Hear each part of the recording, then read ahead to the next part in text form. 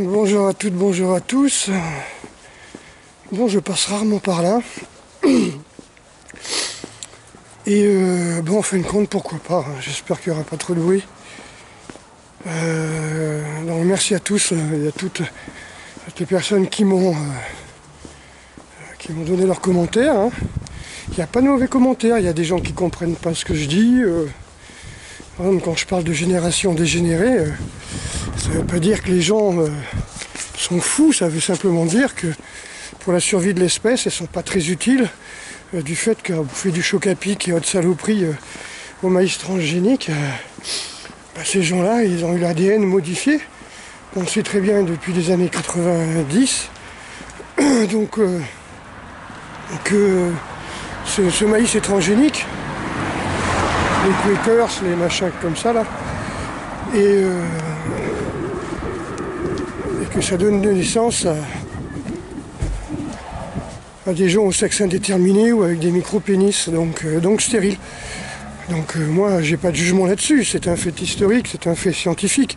Maintenant, il y a toujours une ou deux personnes qui sont concernées avec leur micro-pénis, qui sont pas d'accord. Ah ouais, je m'en fous, quoi, je veux dire, c'est leur problème.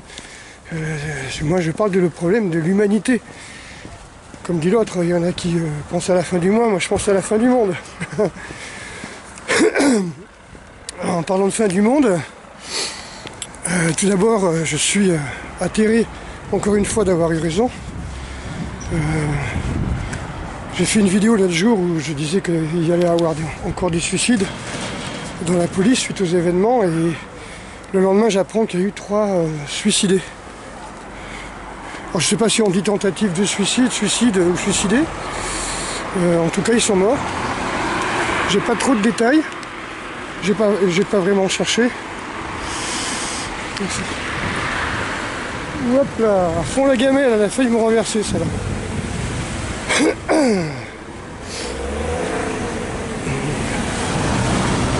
Et en plus, elle n'est pas contente. Donc là, il y a eu des suicides. Et comme je dis, c'est que le début. Après, bon, certains vont me dire qu'ils ont été suicidés. D'autres vont me dire c'est peut-être des policiers réfractaires qui ont voulu dénoncer des actes. Et dans un milieu où on a des armes, on se prend vite une balle perdue, quoi. Enfin, j'en sais rien. Voilà. Tout ce que je sais, c'est que c'est un drame et que c'est pas fini. Déjà, j'ai dit... ils sont nerveux, les gens, aujourd'hui. Ils sont nerveux. Qu'est-ce qui se passe? Oui, mais c'est bon, on est parti, là. Qu'est-ce qui va se passer, là? Alors, le mec qui allait prendre son virage à gauche, comme il allait pas assez vite, le mec lui a fallu lui rentrer dedans, et maintenant il repart, il fait demi-tour, il le poursuit. Eh ben non, ouais, je crois que c'est une pleine lune rouge là, ou une nuit sans lune. Une absence de lune là, comme une éclipse là bientôt. Je crois que c'est ce week-end. Je crois que c'est ce week-end. Ça m'ennuie de couper maintenant parce que c'est vrai que c'est dans un couloir où il y a trop de vent. Mais là il y a trop de bagnoles. Alors je vais faire un petit détour. Je sais ce que je vais faire. C'est pas encore trop tard. Alors, bienvenue à la débauche, il est 4h, hein. Mais là je vois que des nanas qui sortent des bureaux, là. Je sais pas comment elles font leur semaine, mais... Et puis alors ça gueule, hein. Elles sont pas contentes, hein.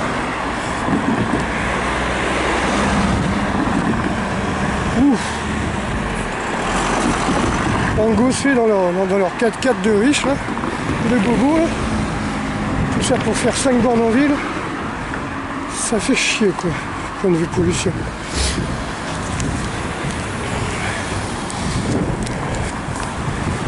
Donc là je cherche vraiment un coin tranquille pour vous faire une vidéo parce que le sujet est assez important. Alors d'abord je voulais simplement vous signaler que j'ai commencé à recevoir des menaces. Bon, quand je regarde les photos des gens par la suite, quand je fais mes petites recherches,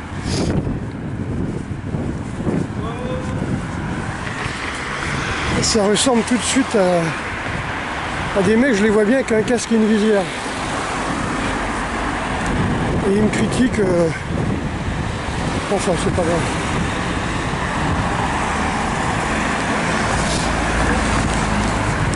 Donc je vais vous expliquer un petit peu ce dont je voulais parler. Je vais peut-être encore me retrouver à contre-jour, mais tant pis. Je trouve un petit coin, un petit chemin de traverse pour être tranquille. Là, je voulais parler simplement du poids de nos actes. Vous voyez ce que on peut appeler ça le karma en bouddhisme, mais là c'est beaucoup plus terre à terre. Ouais, j'ai parlé du stop and go la dernière fois en disant que quand on se met en colère, on ne peut pas non plus une fois que l'objet de la colère n'est plus là, on ne peut pas s'arrêter directement par rapport à la demi-vie plasmatique de l'adrénaline. Et que parfois il nous faut 1 heure pour redescendre. Hein. Et c'est pas évident. C'est pas forcément, hein, c'est une torture hein, pour les gens qui sont en colère aussi. Hein. Donc lui, c'est pas où est la droite de la gauche. Ok. Donc il y a un stop and go qui est beaucoup plus sur la durée, qui s'appelle le poids de nos actes, qu'on appelle aussi karma.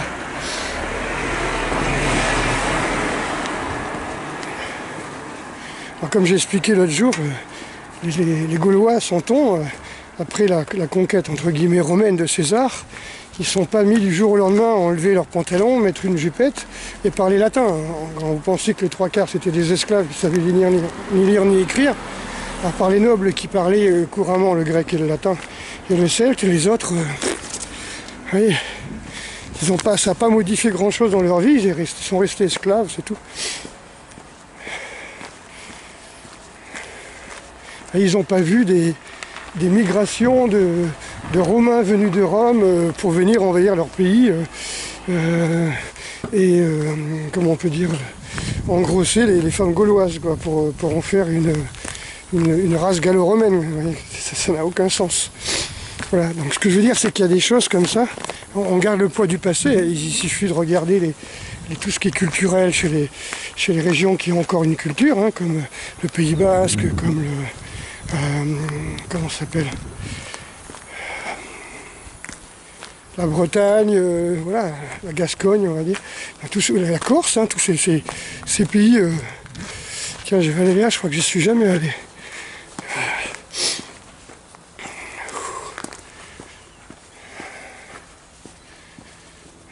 Voilà, donc en fin de compte, on va chercher un coin tranquille parce que pour moi c'est important. Vous voyez, le poids des actes, hein, c'est comme quand j'ai commencé le karaté, j'ai arrêté le karaté en 81, après 10-12 ans de championnat. Et comme à l'époque c'était pas évident de passer à la télévision, donc les gens ils me voyaient sur FR3. Hein, à l'époque il y avait 2 chaînes. Hein, ou 3 chaînes, ouais c'est vrai, il était en noir et blanc. Mais bref, donc les gens me voyaient, me reconnaissaient dans la rue. J'étais passé sur les tout premiers magazines Kung Fu et arts martiaux. Et donc évidemment, ils se souvenaient de moi, voilà. Mais 30 ans après que j'ai arrêté le karaté, les gens continuent à me dire alors ça va, le karaté bah non, j'ai arrêté en 80. Et le karaté par lui-même, c'est pareil, hein, le stop and go n'existe pas pour lui-même. Hein. Regardez, en 1935, il me semble que c'est 35 ou 36, vous avez quelques maîtres de karaté à Tokyo qui décident de changer le nom, c'est-à-dire de passer du nom de boxe chinoise, technique de boxe chinoise Okinawa, donc Okinawa Kempo Karate Jutsu, et appeler ça Karaté-Do. Est-ce que le lendemain, les gens pratiquent d'autres katas? Oui, alors déjà ils ont mis un kimono blanc, c'est déjà bien. Depuis les années 20, depuis les années 25, ils ont mis, pour enseigner sur Tokyo, ils ont commencé à s'entraîner en kimono blanc. Bon, vous voyez, c'est déjà bien. Ils ont commencé à être dans des dojos, plutôt qu'être sur la plage en short torse nu. Mais est-ce que pour autant, c'est plus la boxe chinoise d'Okinawa qu'ils pratiquent. Est-ce qu'ils ont renié 5 siècles de boxe chinoise d'Okinawa, ou est-ce qu'ils ont relié 1500 ans ou 1000 ans plutôt 1000 ans, pardon, de Shaolin?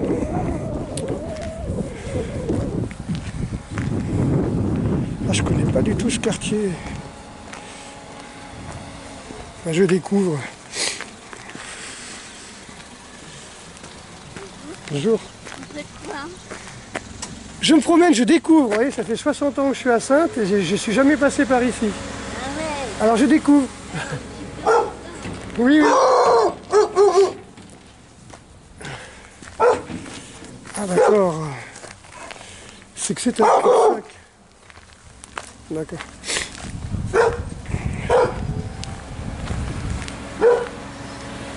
C'est une voie sans issue? Ah, c'est où ça? Ici aussi, d'accord, merci. Oui, donc, oui, pour vous expliquer, effectivement, le karaté est resté une boxe chinoise, point. Du jour au lendemain, vous ne changez pas comme ça. Comme du jour au lendemain, quand les Allemands ont envahi la France, et qu'ils ont mis des noms de rue en allemand, qu'ils ont mis Kommandantur à la place de la mairie, là, les gens ne sont pas mis à parler allemand, et ils ne sont pas devenus franco-allemands. Vous voyez ce que je veux dire? Donc, ils ne sont pas promenés en short, en peau de je ne sais quoi, avec des grosses chaussettes et avec une bière à la main, quoi. C'est... Alors pourquoi je parle de ça? Je vais y venir petit à petit. Hein. C'est-à-dire qu'en fin de compte, on trimballe son karma. On ne s'achète pas une virginité. Alors, je pense aux jeunes femmes là, de 35 ans qui ont fait des études supérieures. Free sex, boîte à partous, cocaïne, club de yoga, de gym, tout ça. Et que vous voyez surgir un petit peu comme ça, à 38 ans, elles sont prêtes à cogner dans le mur, comme on dit, de la stérilité, ou d'avoir des enfants en Google. Donc, pas d'enfants, pas de vie, de vraie vie de couple, que des vies de cul. Et donc elles changent de ville. Et elles veulent s'acheter une virginité, c'est-à-dire elles vont dans des endroits où, dans le périmètre de leur boîte à partous, elles sont sûres de pas être connues ou reconnues. Et j'avais déjà peut-être raconté cette histoire qui était un petit peu bizarre. C'était avec mon meilleur ami de l'époque, on va l'appeler Stevie, hein, qui faisait de la muscu à la même salle que moi.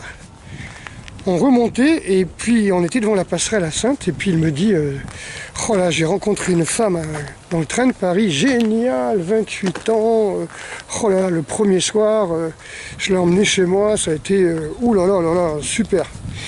Il me dit tu vas voir, elle va arriver. Et il était vraiment vraiment amoureux, quoi, il était vraiment vraiment amoureux, c'était voilà, j'étais content pour lui. Alors qu'on était devant la passerelle comme ça, puis on la voyait arriver comme ça. Puis au fur et à mesure qu'elle marchait, à un moment, elle s'est mise à faire 2 petits pas sur place et à changer de couleur. Et j'ai vu ses épaules qui tombaient, son sourire qui tombait. Et lui qui commençait à continuer, à me parler d'elle. Ah ouais, alors en fin de compte, elle vit à tel endroit, elle a sa famille dans la région, donc elle est venue pour les vacances. Et en fin de compte, c'était une nana qui venait en boîte avec nous, on va dire 7-8 ans auparavant. Et je crois que je suis le seul à ne pas aller grimper dessus, quoi. Parce que j'aime pas trop ce genre de personnes qui te fixent comme ça, la langue, la bouche entrouverte, quoi. Comme on regarde un plat qu'on voudrait manger, oui. Et ça n'a pas dérangé mes potes, hein. Pourtant je sortais de l'armée, hein. Je te dis que à l'époque c'était chaud. Mais bon. Cette fille-là, quoi, c'était... Je sais pas, quoi, je crois que toute la ville lui est passée dessus, quoi. Toute la boîte de nuit, en tout cas, ça c'est sûr. Et tous mes potes, les pompiers de Paris, les anciens paras, les militaires, les non-militaires, tout le monde avait fréquenté que des cafés à Bidas. Parce qu'il manque sur Saintes, hein. c'est extraordinaire. Et donc je la vois arriver comme ça. Et elle, tout d'un coup, je vois le poids de ses actes là sur les épaules. Elle était partie pendant plusieurs années dans une autre ville. Voilà. Et puis là, elle revenait sur Saintes, certainement dans l'espoir que ceux qui la connaissent aussi sont partis. Vous voyez, qu'eux aussi sont partis. Et ça, c'est une histoire vraie de vrai, mon pauvre Stevie. Une histoire de vrai. Je crois que j'ai rien dit, hein. Je dis que je la connaissais pas. Elle m'a regardé, elle a vu que j'avais pas tiqué, donc elle a fait semblant de pas me connaître. Et pourtant, mon pote, il dit, mais vous connaissez? C'est bizarre. Et parce que moi aussi, j'avais changé de couleur un peu quand même.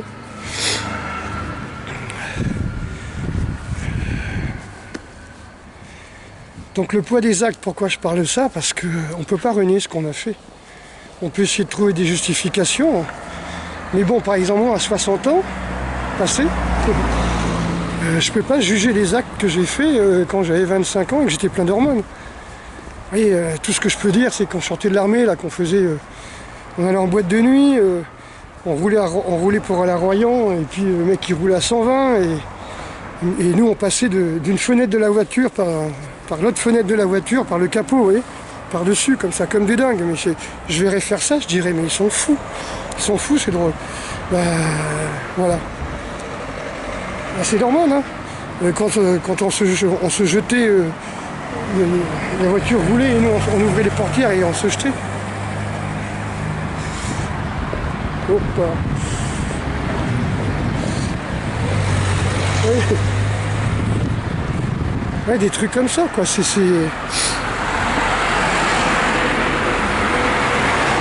clair que... Bon, mon épaule, maintenant, je la paye, hein.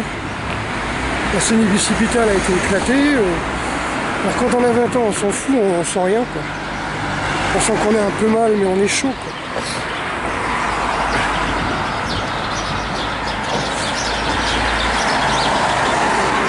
Je sais où je vais passer. En espérant qu'il n'y ait pas trop de bruit dans le couloir.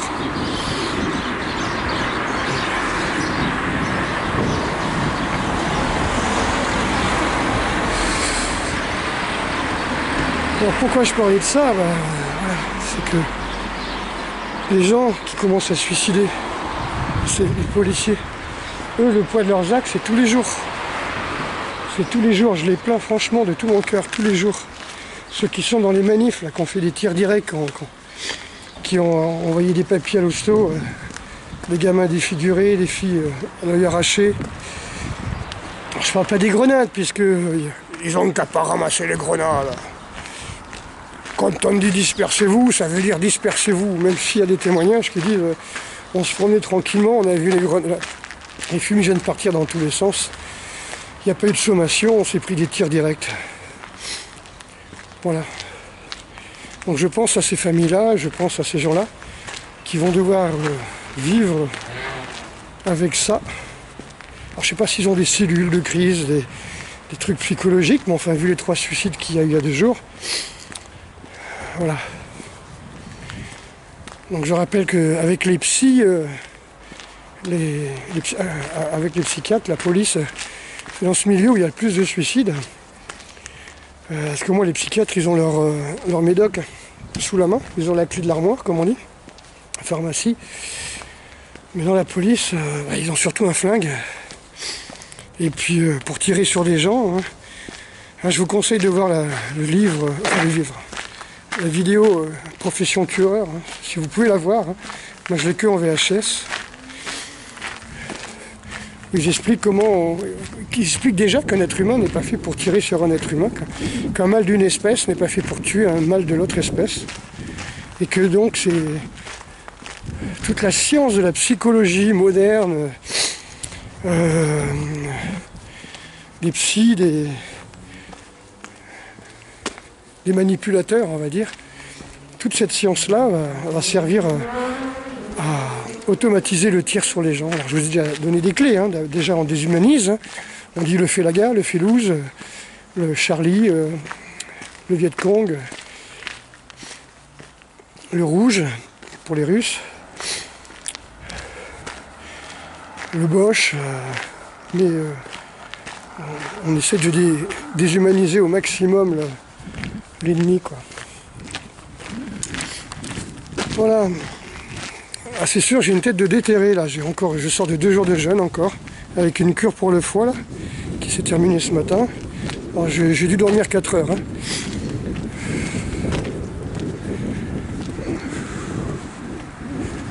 J'aime bien ces petites villes là quand il n'y a rien, quand tout est fermé. Et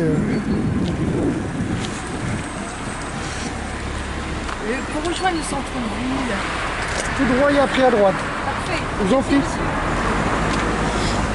Enfin, je dis ça, je ne sais pas s'il n'y a pas un sens interdit. Voilà, donc je me remets petit à petit de ma crève. J'ai repris les douches froides tout à l'heure. Ça va. Ils annoncent de la neige pour dans pas longtemps. J'espère que je serai bien remis de ma crève et que je pourrai aller me baigner. Parce que la neige sur la plage, ça c'est mon rêve. Me baigner quand il y a de la neige, là ça c'est génial. Alors faut trouver la mariotte, il faut qu'il y ait encore de la neige, il faut qu'il fasse jour. C'est toujours plus intéressant, donc c'est pas évident. Parce que la neige elle tient pas la journée généralement ici. Voilà donc ceci pour vous dire qu'il va y avoir encore des suicides, il va y avoir des défections. L'armée française, il y a énormément de démissions, hein, de déserteurs. Je pense que dans la police, ça va être encore comme ça dans les forces de l'ordre. Donc, comme je disais tout à l'heure, avec les générations de gosses qui ont bouffé les saloperies aux perturbateurs endocriniens, on est obligé de faire venir des migrants pour féconder nos filles, parce que ces jeunes sont devenus stériles. Donc on fait venir des tas de jeunes migrants de 19 à 25 ans qui ne demandent qu'une seule chose, c'est de se reproduire, parce que c'est dans leur culture. Hein. De s'accoupler, de se reproduire, voire plusieurs femmes, plusieurs dizaines d'enfants s'il faut. C'est dans leur culture et ils se réalisent comme ça. Donc on les a pas choisis au hasard. Et à force de dégénérer les gens, quoi, les jeunes générations, les dernières générations. Et donc ce que je pense là, c'est que dans la police, il y aura tellement de défections, il y aura tellement de gens qui désobéiront, qui vont se faire porter malade ou qui vont se suicider, qu'ils vont faire venir des Eurogendroits, Eurogenforce, comme ils appellent ça. C'est-à-dire la gendarmerie européenne, quoi, les flics européens, pour tabasser des gens qu'ils ne connaissent pas, avec lesquels ils n'ont aucun lien, si ce n'est d'être des humains, bien sûr. Mais bon, c'est sûr qu'un flic tchèque, par exemple, ou italien, aura moins de scrupules à taper sur un Français qui n'a aucun lien de parenté avec lui. Ça, c'est culturel. Voilà, donc c'était ma petite vidéo du jour. Donc je sais qu'elle va être un peu longue. Je risque même de tomber en panne de batterie, donc je vais vous laisser. Et désolé encore pour ces morts. Hein. Je pense qu'il y en a, peut-être qu'il va y en avoir chaque jour, mais on nous le dira pas. Donc s'il y a des gens des forces de l'ordre qui veulent commenter et nous dire si effectivement ils entendent parler de ça, hein, les syndicats de police, qu'est-ce qu'ils peuvent dire. Est-ce qu'il y a une recrudescence de suicides par rapport à d'habitude? Voilà. Est-ce qu'il y a des défections? Est-ce qu'il y a des critiques? Enfin, vous faites ce que vous voulez. C'est déjà mieux que de me menacer, d'aller chercher ma boîte mail pour venir directement me menacer. Hein, bientôt ça va être des coups de téléphone anonymes et tout. Bon, de toute façon, mon téléphone, pour ceux qui ont déjà essayé de m'appeler, comprennent qu'il ne marche pas, quoi. C'est pas terrible, quoi. Déjà, il faut que je l'entende sonner. Alors, si je ne suis pas dans la même pièce, je ne l'entends pas. Et ensuite, avec les courgés qu'il y a dedans, la seule chose que j'ai, c'est les numéros qui s'affichent. Mais j'appelle jamais, je rappelle jamais. Je ne suis pas de la génération du téléphone. Je ne suis pas la génération des mecs qui ont surtravaillé leur pouce. Ceux qui vous insultent par téléphone, interposés là, avec leur pouce magique. Je ne suis pas du tout de cette génération.